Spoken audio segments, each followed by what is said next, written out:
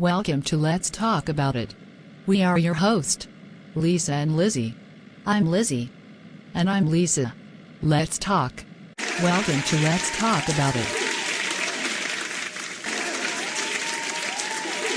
Today, we are going to discuss ADHD in adults and has the coronavirus agitated the symptoms of this disorder. Lisa, I did not know that ADHD was prevalent in adults. Neither did I. I always thought that unless you were diagnosed with ADHD as a child, you could not have it as an adult. But Dr. Thomas Brown, author of Attention Deficit Disorder in Children and Adults, states that many adults struggle all their lives with unrecognized ADHD symptoms. They have not received help because they assumed that their chronic difficulties like depression or anxiety were caused by other impairments that did not respond to usual treatment. I have a lot of questions going through my mind on this subject. Okay, let's bring out our guest, Dr. Lily Johnson. She is a famous psychologist and has written scientific journals on ADHD. Dr. Johnson, please join us. Hello, everyone. Dr. Johnson, while you were backstage, we were discussing ADHD in adults. We need your help in answering questions we have. Sure. What do you need to know? Could you tell us how adults could get ADHD? Contrary to what most people believe, ADHD is not just a childhood problem. Some people with ADHD have fewer symptoms as they age, while other adults continue to have major symptoms that interfere with daily functioning. What are the major symptoms that affect adults with ADHD most?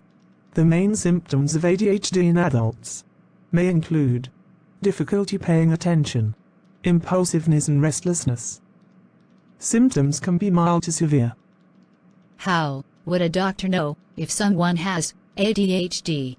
Diagnosis of ADHD in adults can be difficult because ADHD symptoms in adults can be similar to those caused by other conditions, such as anxiety and mood disorders, and many adults with ADHD also have at least one other mental health condition, such as depression or anxiety. Dr. Johnson, is it true that people with ADHD can never pay attention?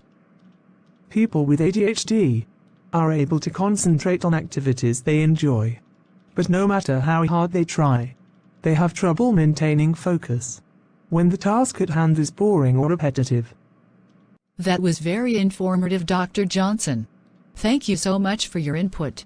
Please hang around. One of our viewers wrote us a letter on this subject. This letter is the reason why we are doing the show on this topic. I want to show the letter to you and our audience.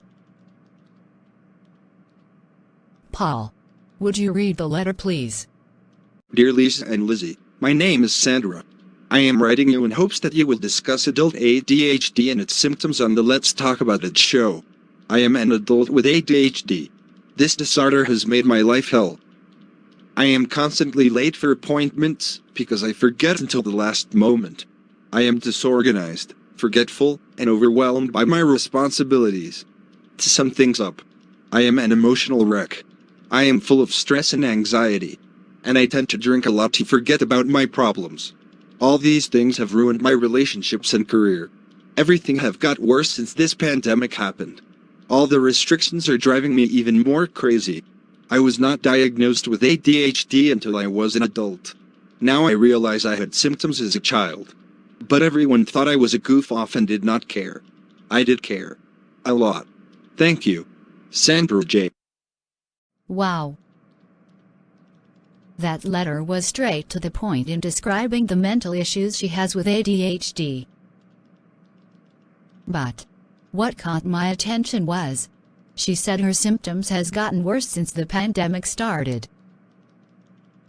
My question is, could the pandemic have an effect on the issues she was already suffering with?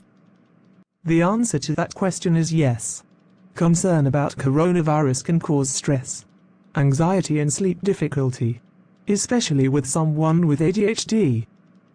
Dr. Johnson, Could you give Sandra any advice on helping her control her symptoms of ADHD during this coronavirus epidemic?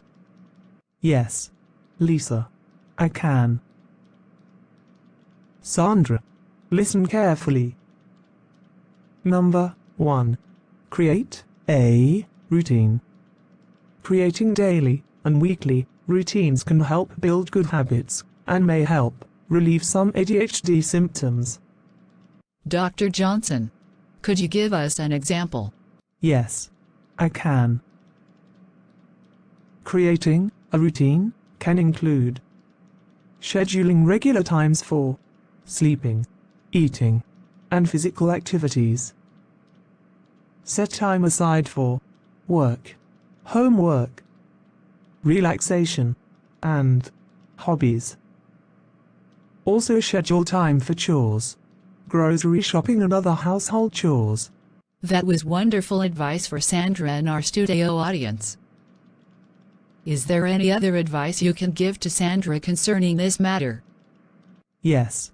I would also like for Sandra to know that if she creates a calm environment, it will help her, because her physical space can profoundly affect her mental state. For instance, a person may feel more focused if they do their work in a quiet and tidy place. Also, practice breathing techniques, keep a journal, and get plenty of exercise. Thank you so much for that advice, Dr. Johnson.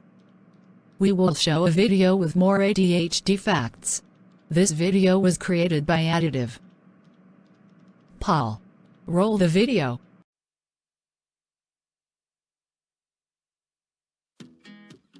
Seven truths about ADHD and intense emotions.